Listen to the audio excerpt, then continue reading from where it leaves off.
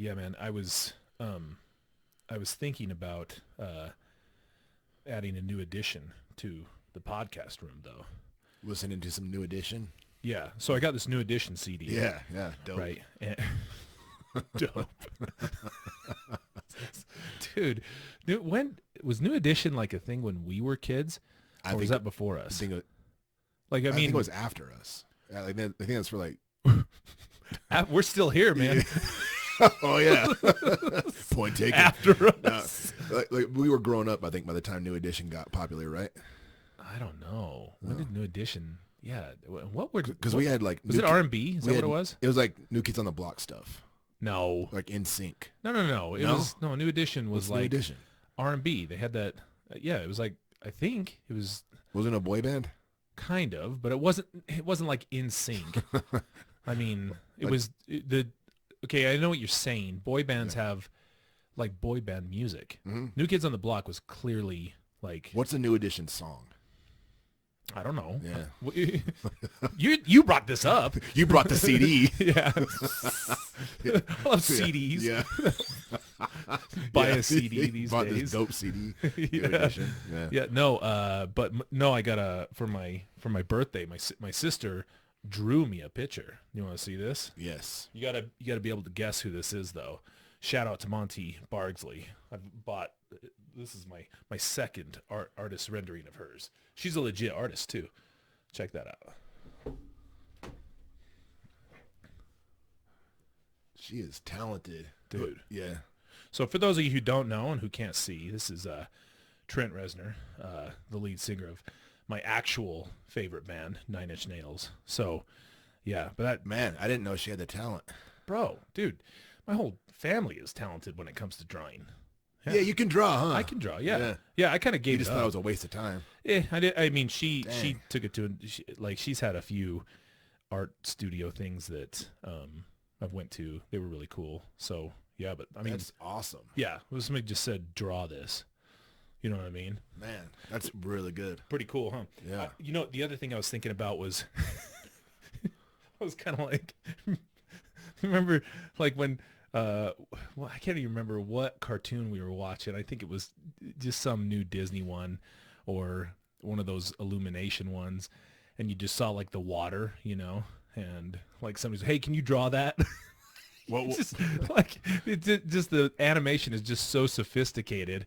You know what I mean? And it's like, I mean, it looks so like realistic and everything these days compared to like when we were kids. Dude, like those Pixar. Yeah, just I mean, the water is what looks unreal. I know, but dude, it looks real. Dude, go back and watch like Five-O Goes West or The Secret of Nim. I'm like, oh, pretty brutal, huh? Welfare animation. Yeah, get this shit out of my face. Yeah. I'm gonna watch this, dude. I'd have to like, from what I remember, yeah, it is pretty basic. Yeah, animation in those. And I used to think it was so cool, like so time consuming, you know, that they'd draw stuff. Yeah. And yeah, now I'm just like, oh, come on, give me this computer stuff. Yeah, absolutely. Southern nonsense. Well, weren't movies like Lion King drawn though? Yeah. Oh yeah. Yeah. I know that because that's. I mean, it's no Pixar, but that was pretty good.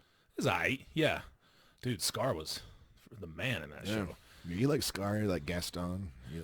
Oh, dude. Yeah, I don't know why I dig the villains, but Gaston wasn't even really that bad of a guy. Yeah. No. Not really. Yeah, no, he was all right. Yeah. He was, but dude. Just a little bit flirtatious. Well, I know, but here's the thing, though. This is what I'm saying about Gaston. Like, if anybody argues this is him being the best villain, I mean, come on, man. Yeah, a little bit flirtatious, a little bit rapey, you know. Maybe a little, yeah. I love how he said he ate 5 dozen eggs a day. I'm like, 60? Damn, bro. Dude's yoked. Yeah, but I mean, that guy was hardcore. I mean, he would, without any pause at all, he's like, yeah, I'll just fight a beast. I'm like, what, dude? That's a beast. Like, I think it's kind of admirable. Yeah, I wouldn't fight a cat. No, yeah. A beast. We did do that man versus beast thing. We didn't even put beast up there. Yeah, you think he could beat a beast? But if Gaston's in there, yeah. It's just a subcategory of animals, a beast. Yeah. Oh, dude, that's awesome. Yeah, speaking of rapey, I was gonna talk to you. I was gonna get your thoughts on a couple of they were pretty I don't know, like I don't know if the word is silly, or misguided. Misguided might be a better stories that I was looking for. I really wanted to kind of dial in and figure out what was going on. One's obvious, the other one's not so obvious, and I kind of wanted to get your take on this whole thing. Why? What's misguided?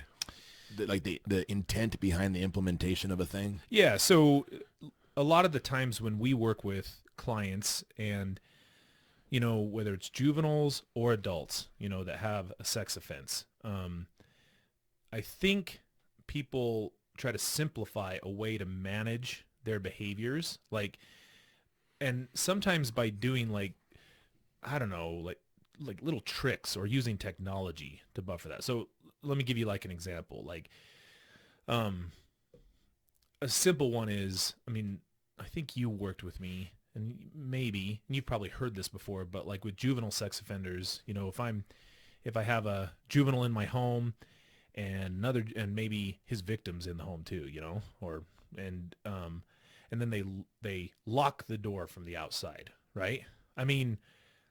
Practical, because what do you think they're trying to prevent there? Their parents are locking the door from the outside. Yeah. Entrance. They're probably. Oh, you're saying that parents are locking it from the outside. Locking him in his room from the outside. Okay. Grounding.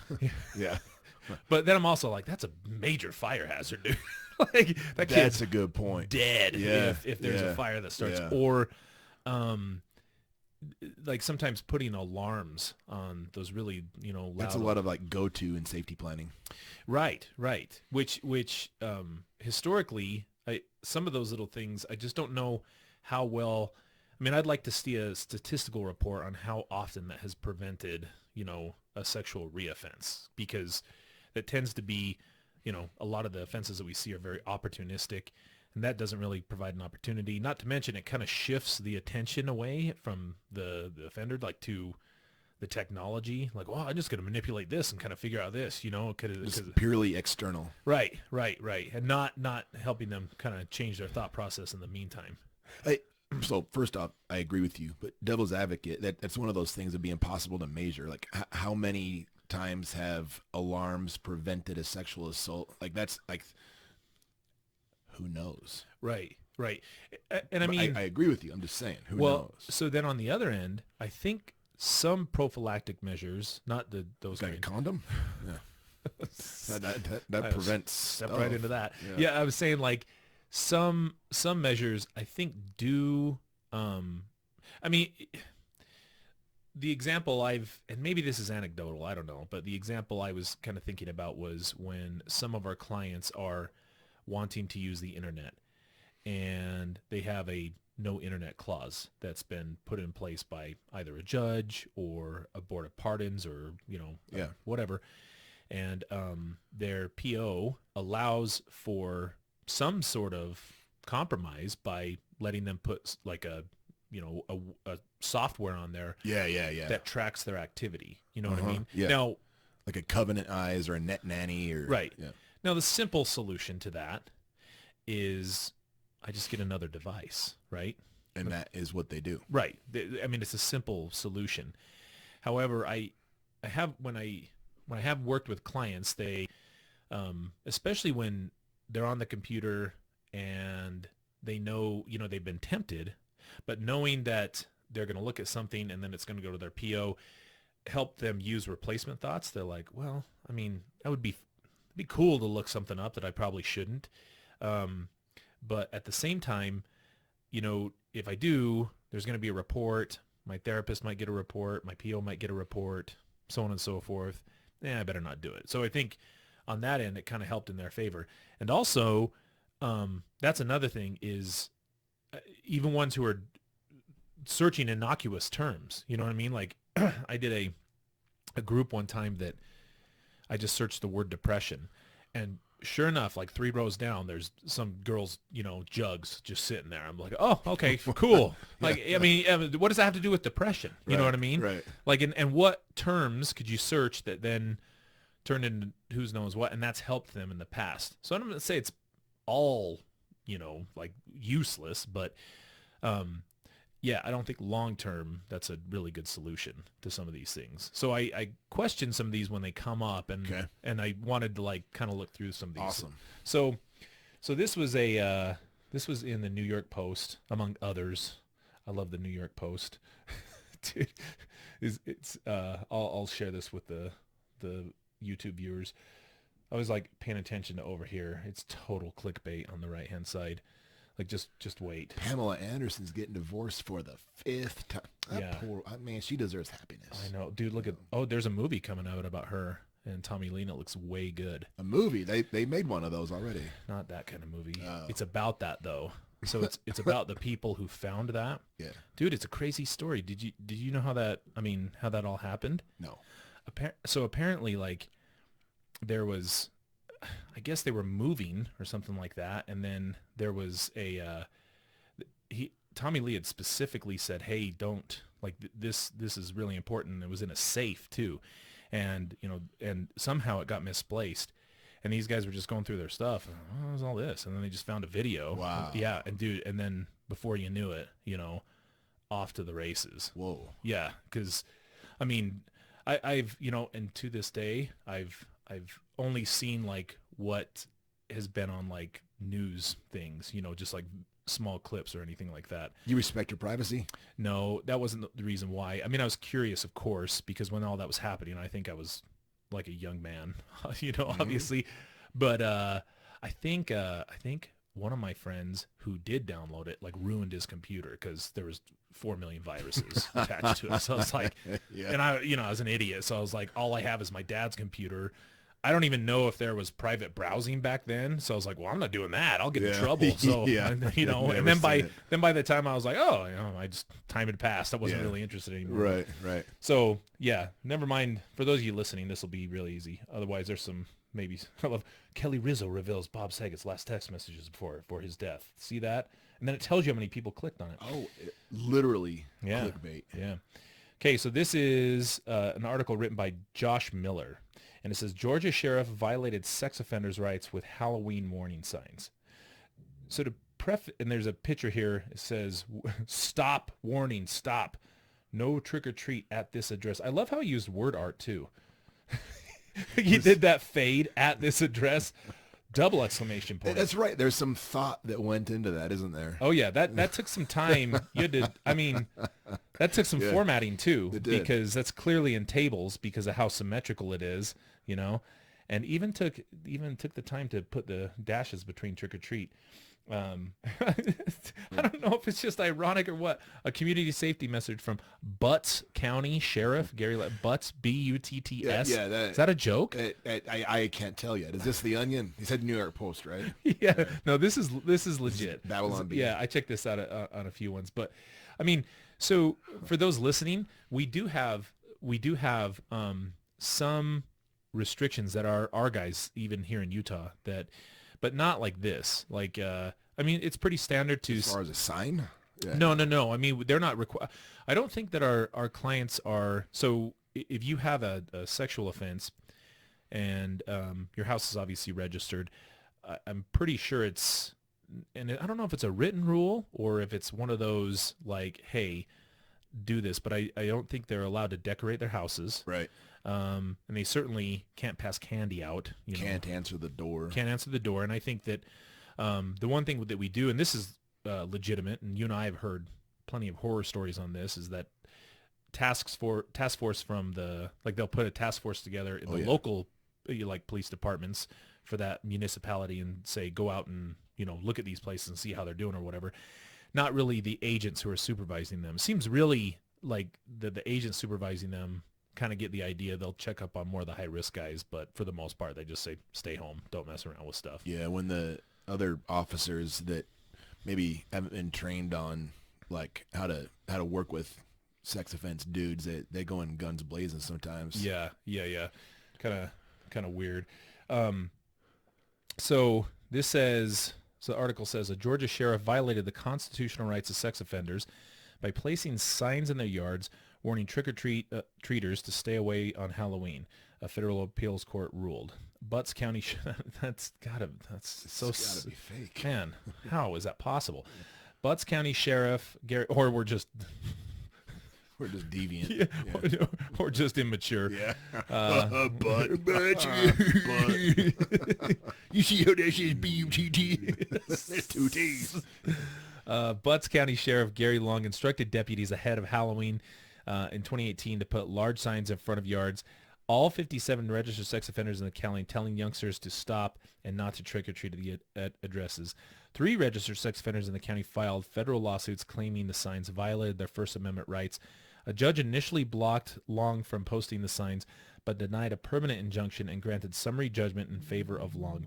A 3-judge panel on the U.S. Court of Appeals of the 11th Circuit reversed Judge Mark Treadwell's decision in an opinion issued Wednesday, ruling the oversized signs are compelled government speech and violate a homeowner's First Amendment rights. Look at that. Compelled government speech. Compelled government speech. Oh, like, in other words, like the homeowner is being like forced to send out a message about themselves. That's what it sounds like. Yeah. Okay. Yeah, compelled. Like I'm compelling you to say something that you may not want to say. Right. Yeah. So free speech isn't just that I can choose to say a lot of things, even if it's hurtful. It's also that you can't make me say something. Yeah. Okay. Yeah. So I wonder, like, you know, if you're looking at this, you know, what, obviously you're trying to get, you know, trick-or-treaters not to go to these houses, of course, right? But so a couple questions come up, like, who the hell trick-or-treats anymore? I mean, my neighborhood's pretty cool about it. I go trick-or-treating every year, you know, and there's all kinds of trick-or-treaters, but I don't know what Butts County looks like. I don't know if there's, you know, like, I wonder how many people are actually trick-or-treating, because it's just not, it's kind of not what it used to be, right? Yeah, it's kind of a bygone tradition at this point, you know? Well, I mean, maybe even like another question is how many sex offenses have happened as a result of trick-or-treating? Like, we know of one for sure. It just happened. This year. Yeah. Homeboy answered the door with no pants on. Right. Man, like, the worst, most boneheaded decision on planet Earth, you know? I would love to talk to that guy. Like, what were you thinking? I know. What did you think would happen? I mean, I hope that he was intoxicated, you know, because that is just so... On candy. Just have a sugar high. Well, you tell that to the judge. Yeah. Case dismissed. Yeah. 2-minute Kit Kats, Your Honor. He says... the judge says, not guilty by reason of insanity, because that story's crazy. Yeah. But, I mean, that'd be cool if that's how the legal system works. Yeah, it does in my mind.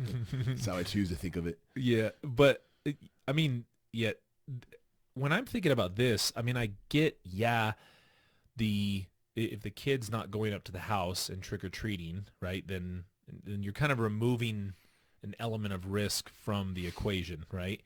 Yeah. But a couple questions come into mind. Like, is that necessary if the client works graveyard shifts down at the factory or something?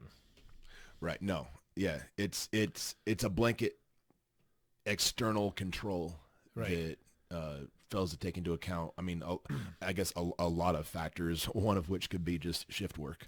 Well, because, correct me if I'm wrong, but I don't think that you can look, it's public information. So if I wanted to look up sex offenders in my neighborhood, anybody can do that, right? But I think it's illegal if you make it like public notice. Like if you take, so let's say you and I lived in the same neighborhood and I looked your information up and, you know, I saw that you were a sex offender, and then I took it upon myself to print out your charges along with your picture and then went around to the neighborhood and passed that out to them and said, watch out for this guy. That's illegal. You can't do that. Yeah. Oh, yeah. I mean, and maybe the difference is that you as a private citizen can't do that. But because like in Louisiana, unless I'm remembering this wrong, a client of mine that temporarily tried to do an interstate compact to Louisiana told me that one of the requirements was that he had to purchase kind of postcard type things for everybody within some geographical circumference, half a mile or something. and had to essentially blanket mail everybody in his neighborhood that he was a sex offender. And that was like from on high, you know. I've heard that before, and I've heard that, like, when you were, is that an actual thing though? I don't know. I mean, I've only heard people tell me that, and I've heard of the like legends, you know, like in Florida you have to do this or that. Yeah. I don't know for sure. I've never had that actually confirmed. I mean, I think it's a fun, you know, potential urban myth to talk about, but whether it seems like you're almost, I would have to, and maybe this is just Utah, but I would think it would violate some of those rights. Because like here in Utah, so if you wanted to, like, we can give an easy example here. So if I wanted to look this up, and this is just in Utah, so perhaps this doesn't apply everywhere. I mean, you know, I would assume something similar to this. And you have to agree to these terms and conditions. So whoever you are, you know, if you're looking this up, you have to do this. And if you look at the fourth bullet point down, you know, it says pursuant to Utah code, blah, blah, blah, blah, blah. Members of the public are not allowed to use their information to harass or threaten offenders or members of their families, and harassment, stalking, or threats against offenders of their families are prohibited, and doing so may violate Utah criminal laws. Okay. Now, I mean, harass is, I mean, that would be harassment. Yeah. And I mean, the other thing is, I don't know if that means that because it says members of the public, does that mean like law enforcement can harass them? I suppose so. Seems, yeah. Well, yeah. Well, it doesn't say it. It's just for us civilians. I would assume that they couldn't. But so I realize you're taking away an element of risk, but kind of like how you said before. I mean, what's the implication there? So let's say, what if somebody's, I mean, I had the other day, these kids just come up to my door and they were selling like some nonsense from their pantry, like used flour or something. I don't know. I don't know. I was like, oh, good entrepreneurs, even though there's a sign right on my door that says no soliciting. But I gave them $2 and said, be on your way, Rugrats. Well, did you take the flour? I'm sure I did. Threw it away or something. But I mean, yeah. The used flour. I can't even remember what it was. It's like, wet crackers. Yeah. Thanks, kids. Thanks, guys. Yeah. You know, the local high school here, they came by and knocked on my door and they were getting donations for suicide prevention stuff or something like that. And I gave them some money or whatever. Okay. So what then? I mean, is Halloween, you know, Halloween, I get is a time of year when you're going to get a higher, you know, frequency of people coming to your door. But what about on the off chances that somebody just knocks on your door and they're a kid coming through your neighborhood? You know, like you can't do that forever, obviously. Well, one of the common rules is that the offenders can't go to a place where children are known to congregate. And so are they kind of looking at it in the inverse, in that like during Halloween, a person's house is a place where children congregate? I suppose. I mean, I guess, but now you're putting the onus on the potential victim to avoid, you know, to manage the risk in the situation. I guess that's what that sign is. Right. But, and then unnecessarily drawing attention to this guy who may or may not have any intentions. And, right. And plus the inference there is that if I open the door and I see, you know, a kid, like, what happens then? I just turn into the sex offender zombie, like, kids, you know what I mean? Yeah. Like, what, you know, I would hope, I never try to get my clients, whether it's substance use or sex offense or anything for that matter, to deliberately put themselves in risky situations so they can test the skills that we're working on in treatment. I just take it for granted that they're going to have to deal with that at one point or another, you know? Like, that's what we always tell them. Don't worry about risk. Like, it will find you, you know? There's no way to avoid it, so you need to be prepared for it. But, I mean, simply kind of doing those things, it almost...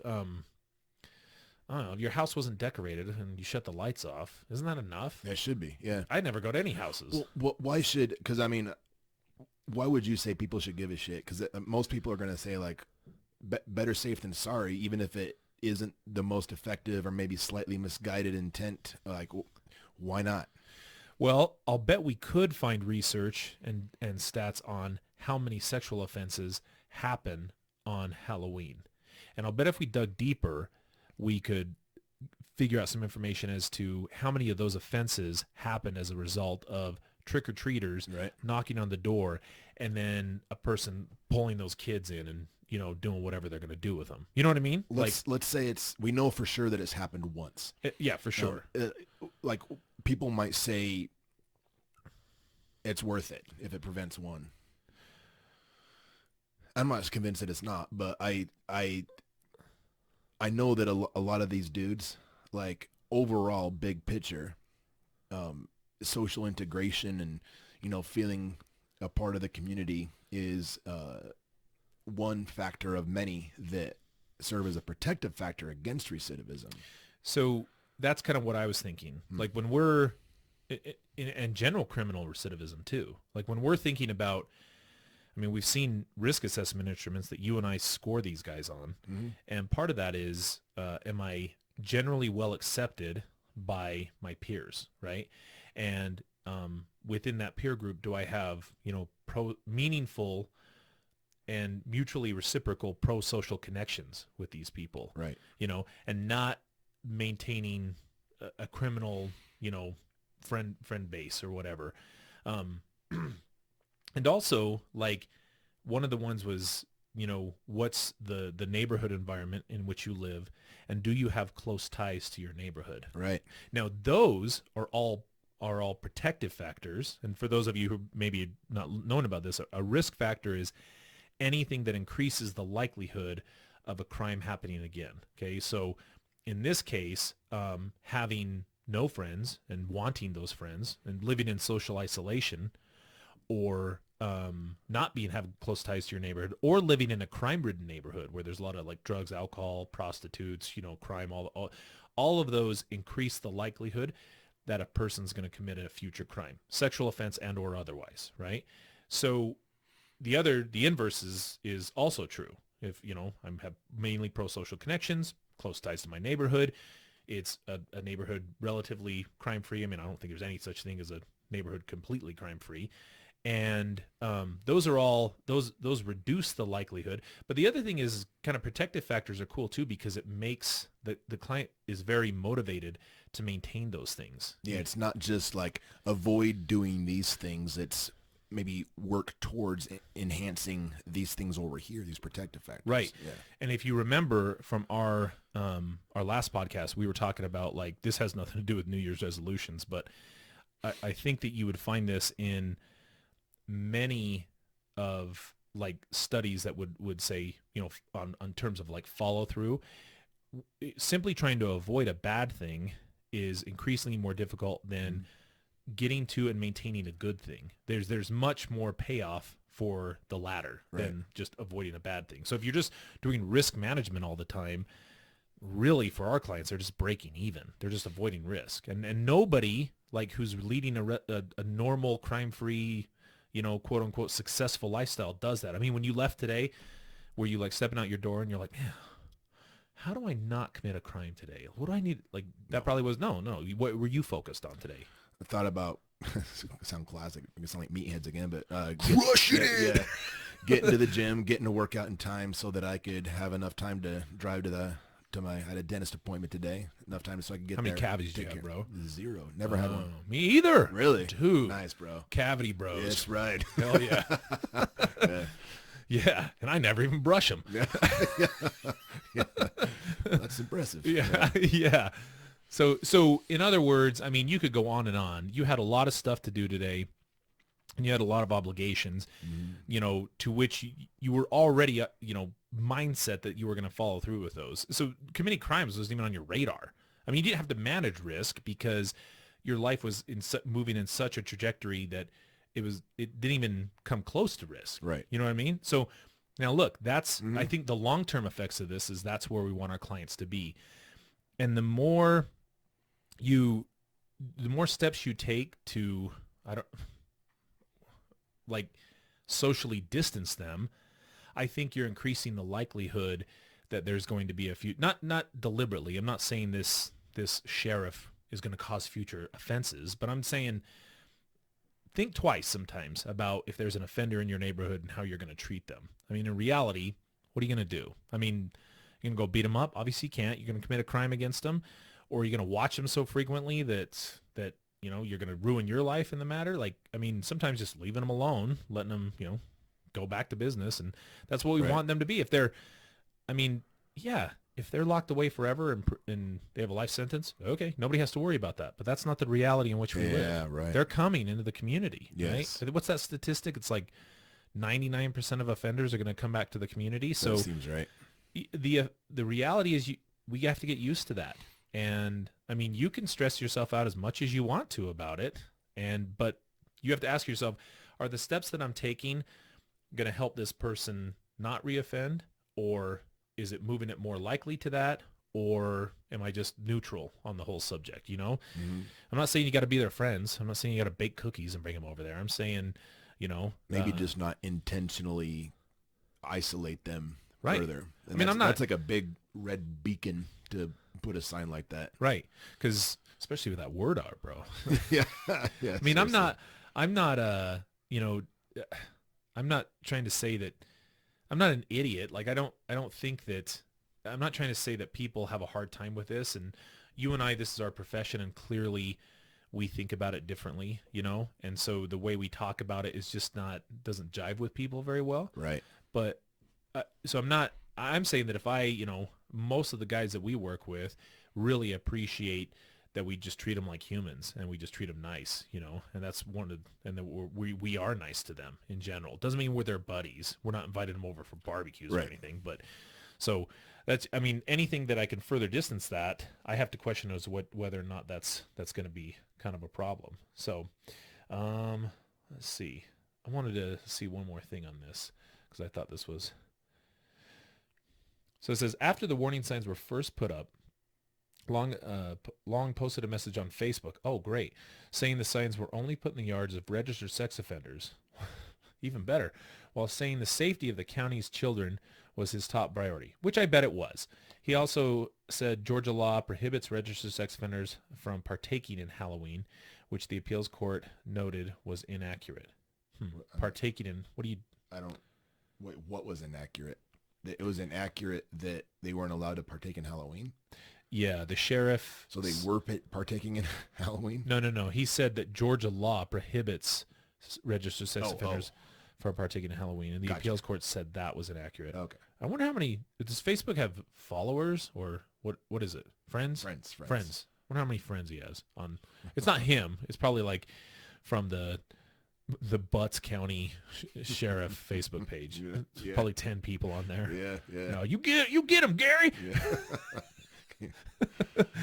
The ruling also noted that Long acknowledged he's had no issues with registered sex offenders in his county, including unauthorized contact with minors since becoming sheriff in 2013.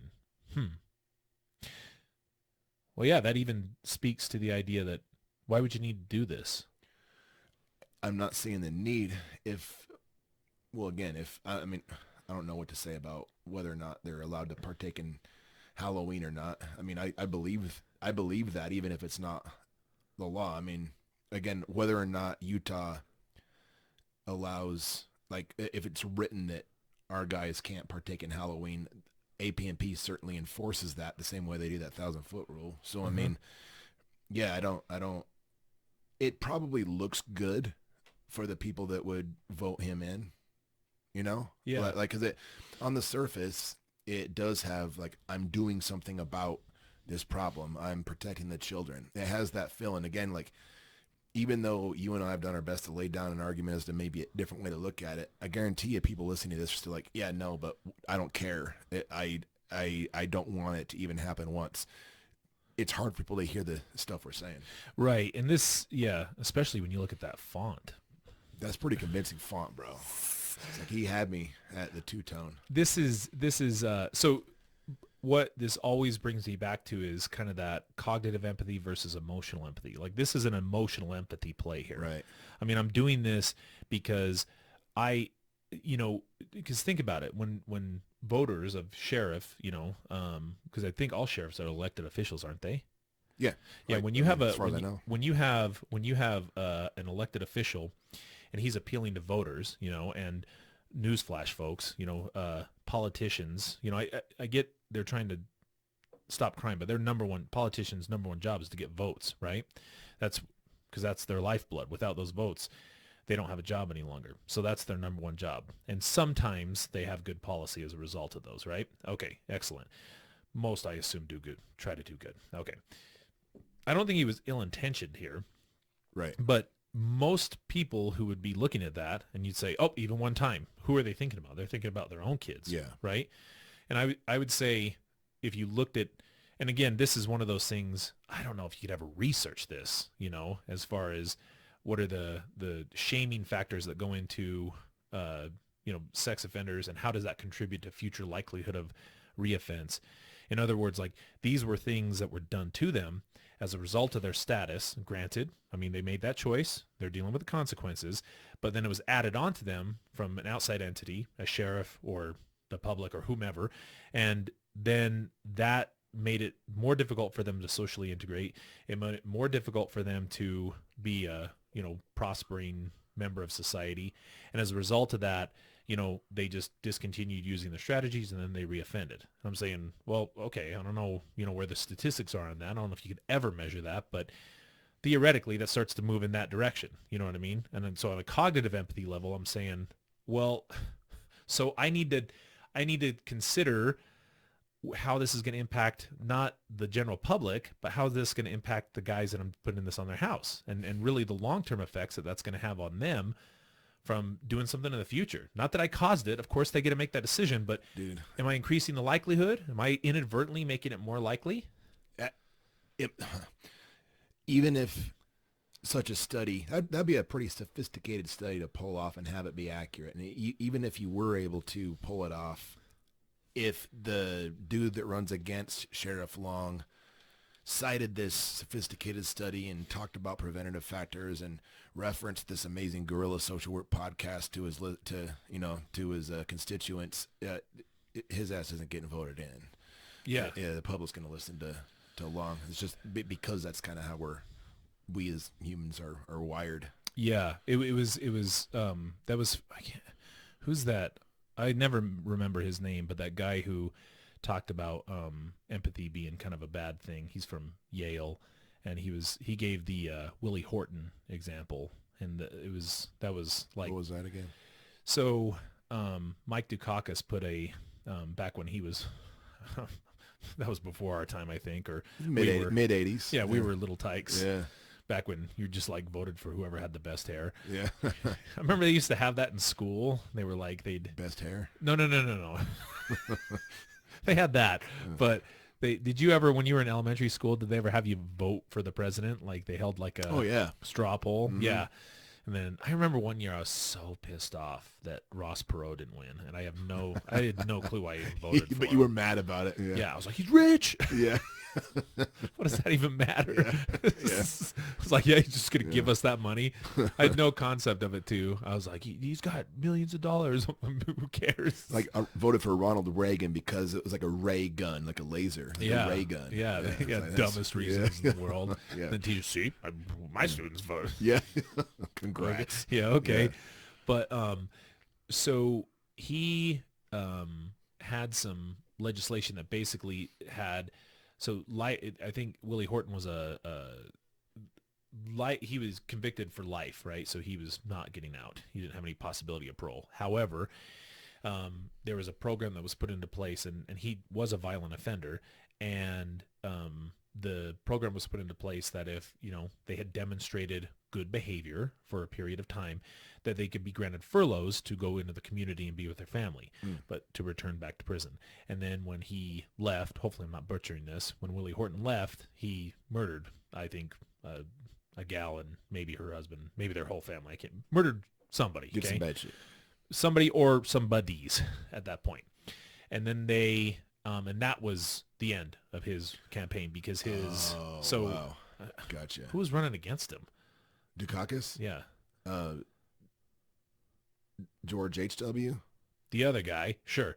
Yeah, had said, look at this. Look, this is a direct result of his policies, right? And this is what happened. Now that was, and appeal for emotional empathy because we wanted that could have been our family. That could have been us because these were strangers that homeboy killed, right? Makes sense. But I mean,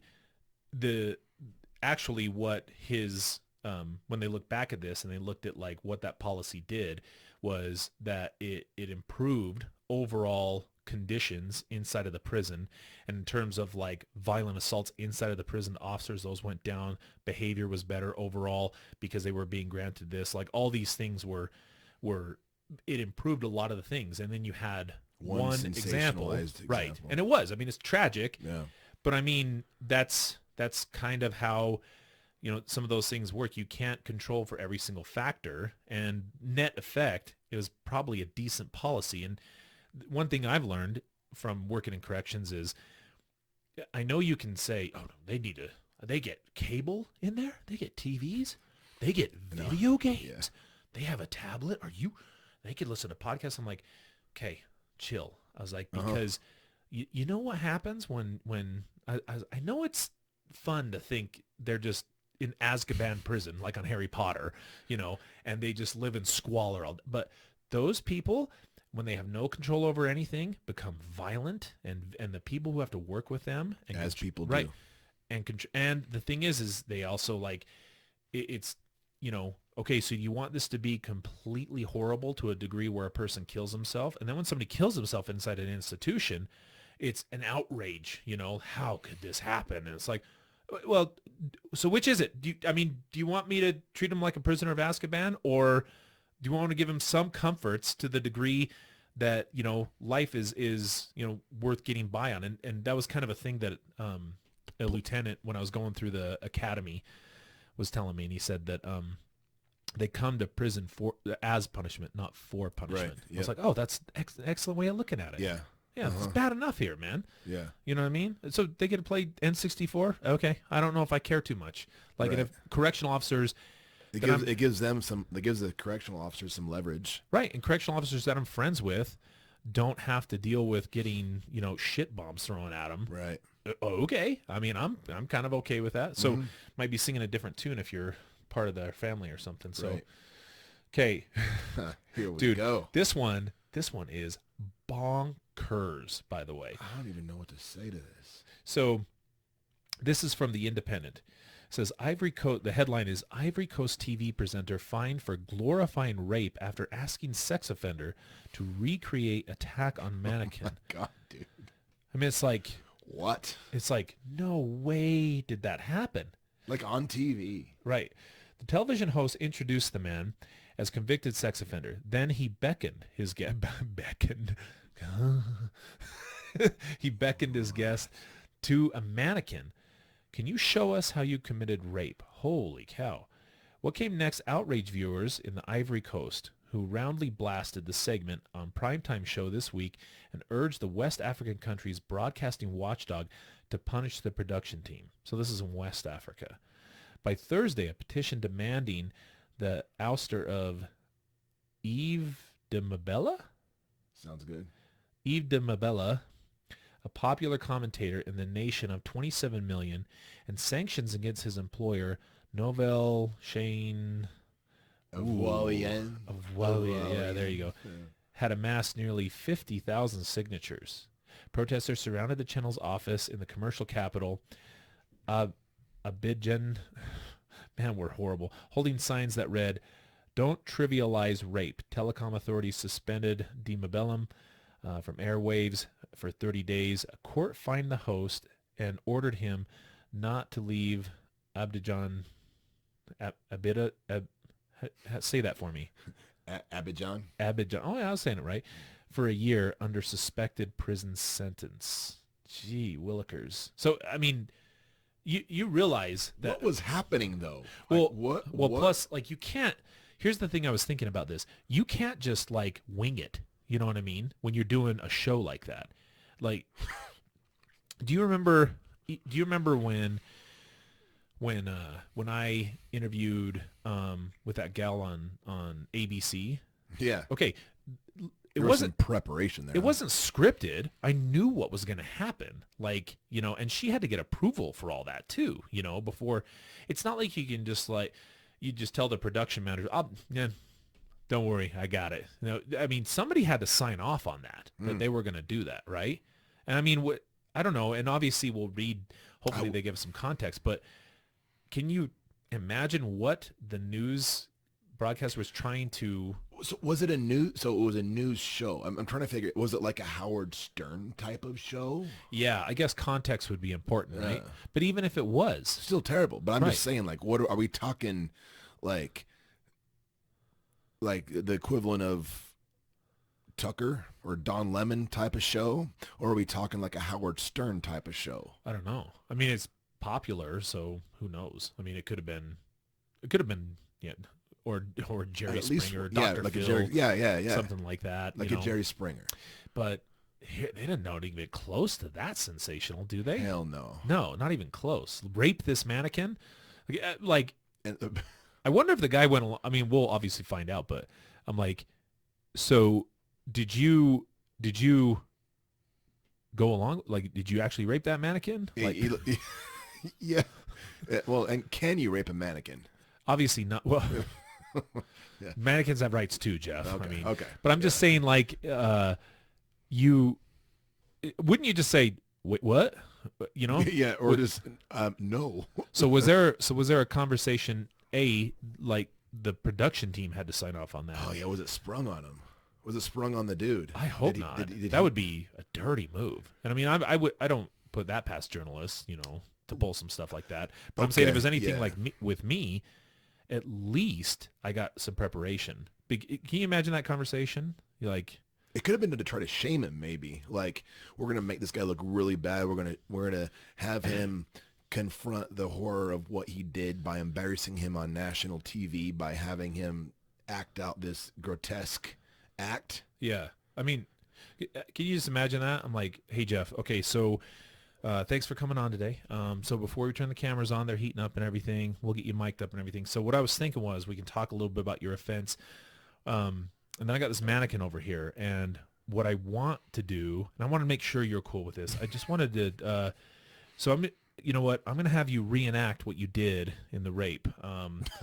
And if you could, I don't know why you're laughing, but if you could. Oh, you're serious? Okay. Yeah, I want you to make it as graphic as possible. Are you like actually, like physically rape the mannequin? Oh yeah. And it's a tough mannequin. So I got it straight from Mongolia. So those Mongolian. Yeah, mannequins. You've heard of Mongolian. Yeah, those Mongolian mannequins. Okay, you got the idea. So it can take a beating and keep on. Okay, so that's what I'm. You're like, wait a minute. Yeah. Nothing comes after that. So I'm just like, how did that whole process get set up, and why wouldn't the guy just walk out at that point? You know what I mean? I want answers to all these things. Let's see let's see what's going on here. The episode reflected a broader problem, activists said. As in the United States, sexual assault is rarely prosecuted in the Ivory Coast. So they're saying, as in the United States, sexual assault is rarely prosecuted. Data on the crime is scarce, and few perpetrators are thought to land behind bars. Okay, so it's underreported. In other words, yes, true. Victims, meanwhile, often face shame, financial burden. When they come forward, they must pay the medical test to collect DNA. Here, go away, dummy. Collect DNA evidence, which costs about $90 in a nation where a quarter of the people live. The victims have to pay that. Wow. Yeah. Ooh, wow. A quarter of the people live on less than $2 a day. Holy cow. Wow. This is rape culture, and it is atrocious, says Benedict Jones, president of Stop Au Chat Noir, an Ivorian group fighting to end sexual assault. The name of her organization, translates to Stop the Black Cat, weird, is a reference to a grim term that girls in Ivory Coast hear as they grow up. Black cat is code for men who break into women's bedrooms, she said, and people say it like a punchline. The lurid television bit this week was an extension of that attitude, she said. The people laughing in the studio, oh no, the people who wrote the segment, the people who approved it, they're all part of it, Jones said. This wasn't an isolated thing with one host. Laughing about that. In the this is in August, Oh my God, I'm reading ahead. I know. Holy shit. Led his guest, so Dimabella led his guest, who he described as a former rapist, to a mannequin under bright stage lights. The man had served 2 years in prison. Come with me, the host said. The camera will follow you. Dimabella proceeded to move the dummy into different positions. Holy cow. He invited the offender to demonstrate a series of attacks. He asked if victims had ever enjoyed the violence. He referred... Whoa. He referred to assault as making love. He inquired, how can women avoid rape? Advocates were quick to respond on social media. Women avoid rape when assailants choose not to commit it. Amen. All the while, the audience chuckled. Wow, what is going on? The clip blazed across Twitter as Ivorians shared their disgust. It's not a damn game, someone posted. We were talking about lives destroyed. Dimabella apologized in a statement saying he was sincerely sorry to have shocked everyone while trying to raise awareness. Awareness to what? That's just, sensationalism and shock. He was promptly dropped from hosting the Miss Ivory Coast beauty pageant on Saturday, hopefully. NCI said it regretted the sequence and would not air it again. Ivory Coast Audiovisual Authority issued a 2-page statement condemning it. Punishing one man isn't enough to overhaul the thinking that allowed that segment to air, said Desiree Denio, secretary of the Ivorian League of Women's Rights. A coalition of activists are calling for the national focus on sex education, including television specials that focus on healthy intimacy and consent. So yeah, again, I'm kind of like, I'm just, raise awareness to what though? What are you raising awareness to? That's covering his tracks. We just did a podcast on like ways to raise awareness. Mm-hmm. We didn't do that. Yeah. That's him covering his tracks. What's he raising awareness of? He was trying to get views and it worked. Yeah. But what an ass. That's gross, man. Like, well, I've got a pretty jacked up sense of humor, but boy. Well, yeah, that doesn't seem like funny. You know what I mean? Like no. what the audience apparently thought it was. Yeah, but why? Like what would be, I mean, I get the idea. The shock of it. Well, yeah, that's what I'm saying. But like you have a mannequin there and you're like, I mean, and what really happened, when all this was going down? How was he explaining? I mean, I'd like to see it and see for myself what was going on, but it's pretty crazy to think that people were laughing about it. You know what I mean? Maybe it was nervous laughter. Right. Yeah. I mean, well, it is a bit, so like if you remove, again, audience perspective, if you remove the fact that they're talking about rape and you just see some dude being directed to act out sexual scenes on a strategically posed mannequin, again, removing the concept of rape from the equation, it's ridiculous on its face. That might have gotten laughs, but it's like it becomes gross all of a sudden when you add the context to it. Well, right. And when we raise awareness, so now if done correctly, I don't think this could have been like completely useless, because I think there is some, I don't know, educational purposes or good information that can come out of talking to somebody about, like their offense and maybe their motivations behind this. Now, like we've done with Villains to Victory. Right. And the funny part about that is I think some people are steered in the wrong direction. Most people think that you need to get into the nitty-gritty, like, details of the offense, which is absolutely unnecessary. Which is what happened there. Right. I mean, they were asking for, and I mean, so for people listening, why? Because that's a thing of the past. We used to, back in the day, we used to, and when I say we, I'm talking about people who work with sex offenses, and we used to do what were called introduction groups, and it usually happened when a new member came into the group and everybody introduced themselves, and immediately after introducing themselves they had to describe their offense, and in relatively graphic detail, right, and use certain words, and so why don't we do that anymore? For people listening. It's weird timing. I just talked about this in the staff meeting this week. Good. Yeah. I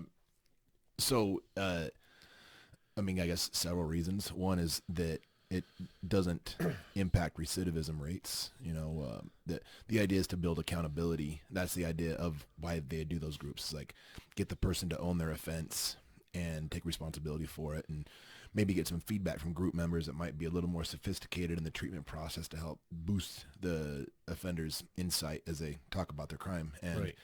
so the idea is like, okay, if we can boost accountability, they're going to take responsibility for what they did. And in theory, they won't do it again because they'll have owned it and worked on it. And then the reality is that research shows that that's just not really effective. It doesn't do what we like to think it does. And if anything, it maybe enhances shame and potentially makes the person feel worse about themselves, which makes them care less about themselves, which makes them care less about others, which increases their risk to reoffend. Right. I mean, I know the dialogue has always been that, you know, you can't fix what's not broken. I mean, I don't think they don't acknowledge that they don't have, you know, I'm pretty sure that client knows that their thinking process might need some tweaking at that point, right? But I don't know why.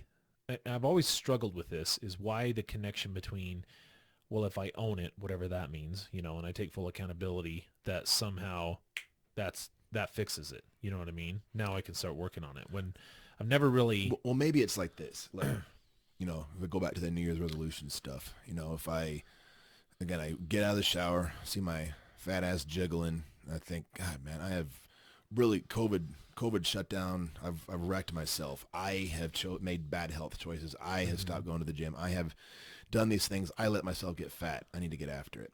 I think they're coming from that angle. Okay.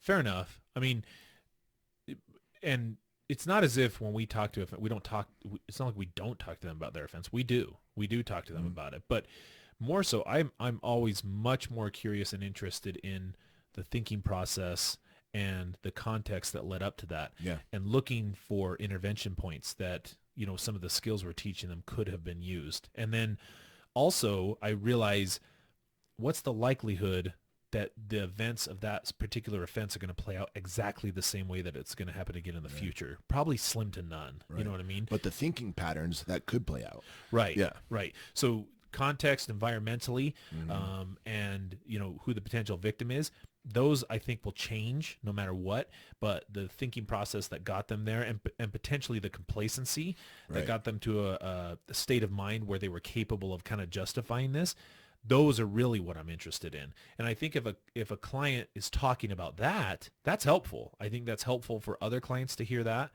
I think it's helpful for them to like see that perhaps, you know, because we see consistencies in what a lot of our clients say: boredom, social isolation, risk factors that we've already talked about.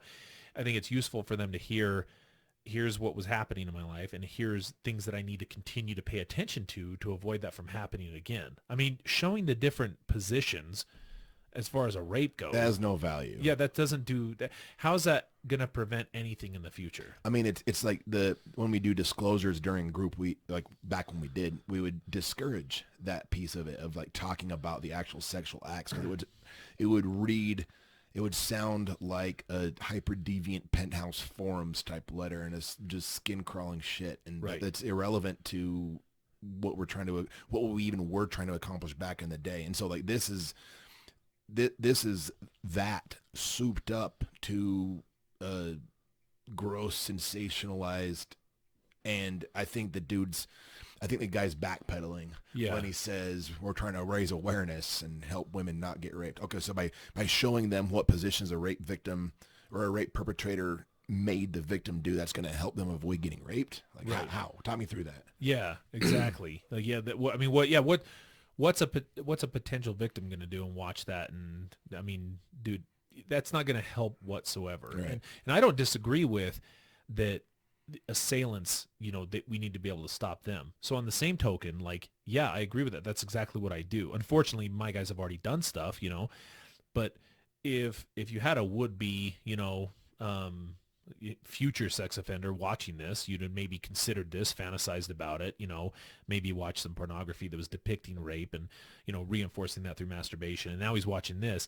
How is that going to help him either? How is that going to help him, like, man, maybe I probably shouldn't do this, or, you know, think through a process of why, this isn't in his best interests, and obviously not in the victim's best interest, but like, how's it going to help anybody? Damn, Like, if anything, he sees Homeboy on TV getting applause and laughter. yeah. Yeah. And I'm sure he didn't get in trouble. I mean, just the host and everybody else, because he kind of was exploited, the guy who committed the offense, right. you know? Yeah. But that is just so fascinating. So, really think twice, everybody, when you're considering, like, this is a good idea when it comes to some of those things. It just, maybe get some consultation on some of those things. But, geez, I wonder what kind of shows are going on over there. We are here for such consultation. If any West African TV stations want to consult us, So I checked our stats. We have exactly 0 listeners from West Africa. Yeah. But Damn. if you're the first, then go ahead and reach out. Yeah. So, all right. Well, enough of that stuff. What a weird couple of stories, huh? Yeah. So, okay, cool. Well, I don't have anything else to say, do you? I'm done. Cool, brother. All right. Well, we'll see you guys next time. Thanks.